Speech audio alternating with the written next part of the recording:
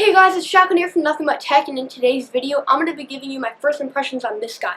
This is an Apple Watch Sport 42mm, the pink band to be exact. I've been waiting for a few weeks now, or even a month or two, for this guy to show up, and he finally came a week ago. So I will link my unboxing if it's up by now, and I also made a complete user's guide of the app and the actual watch and how to get to know it and how to use it, because it is a different interface, so I'll link that down below. I'm going to have a lot of Apple coverage coming up, so definitely subscribe to the channel if you want to see that. But I'm not going to hold you guys to it. In today's video, I'm just going to be giving you my first impressions after using this guy for a week. I will be doing a review after a few weeks, but this is just what I initially am thinking, and I'm going to try to make this quick for you guys, just so you know whether or not I like it so far, and in my final video, you'll know whether or not to buy it, but I'm hoping that this also gives you some insight on whether or not to buy it. I'm not going to hold you guys. Let's get started.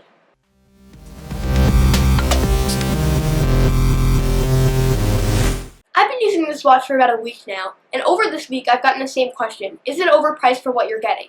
And I always respond with watches are a fashion statement. If you think about Rolexes or gold watches, they're all do the same thing. They all tell you the time, but they all look different and they all express unique fashion statements. So I think that Apple providing more expensive watches like the Watch Edition, which is a gold Apple Watch, or a stainless steel model, or an aluminum model, is definitely the way to go, because they're giving you options. They have many bands, so then you can personalize and customize your watch to what you like. So I don't think that it's overpriced, because if you want those certain things and you're willing to pay the price, if you want stainless steel, you've got to be willing to pay $600. And if not, you can go with the 42mm Sport watch, which is what I have here. Now, honestly, they all have really good build quality. Starting out with what I have, which is a 42mm aluminum, it has a really solid build, and it would be great for the outdoors type. It's not going to scratch as easily as stainless steel, which is scratching on the sides a little bit.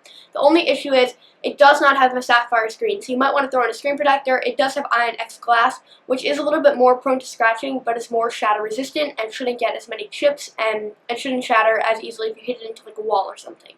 Whereas the Apple Watch has a nice body and a nicer look to some, and it does have a sapphire glass screen, but it is more prone to shattering. And you wouldn't really be using it for the outdoors type. You may want the sport model. No matter what model you get, you can also switch the bands. So this is a nice feature. You can easily remove the bands off your watch and customize any bands. So eventually there will be third-party bands, and once that comes out, the prices should drop. Right now, Apple's prices for like a Link bracelet is about $600 or something around there. I'll leave a link to Apple Watch bands, so then you guys can check it out for yourself. So I think that those might be a little bit overpriced, but if you want it, you have to be willing to pay the price. So I'm not going to say that the Apple Watch is overpriced. It's priced for what you're getting. If you want a gold Apple Watch, you're going to pay $17,000 for the highest model. You just have to know that going in, or you could just get a normal Apple Watch and gold plate it. But that's it. I like the build quality, and I do not think it's overpriced depending on which models you want to get. So what does the Apple Watch do? The Apple Watch lets you receive notifications and respond to notifications, but it also does so much more. It has a fitness tracker built in, and it has some other features that you can do with fellow Apple Watch users. So for example, if I'm walking and I don't want to pop my phone out of my pocket, I can just lift my wrist because I felt the tap on my wrist and see that someone has texted me. They said, "Do you want to go out to a movie tonight?" Apple reads the contents of the text and then gives you auto replies. But if you don't want to do an auto reply, you can also dictate to your watch what you want to say. "Yes, I would like to go out to a movie tonight." And it gets it right away. No matter how fast you talk, it normally gets it about 90% of the time, I would say, for my personal use. You can also send funny and cool emojis, or the preset emojis, and you can also send audio messages, and if they have an Apple Watch, you can even tap them. So let's get on to tapping. The haptic engine in the watch lets you give the ability to tap someone's wrist. So they will feel like you're actually tapping them on the wrist, even though it's actually simulated by the haptic engine. We've gone numb to vibrations at times. This is definitely a great feature, and I love it. And even though it might seem gimmicky to some, I found myself using it all the time. You can sketch out drawings to other Apple Watch users. You can tap them. You can send your heartbeat.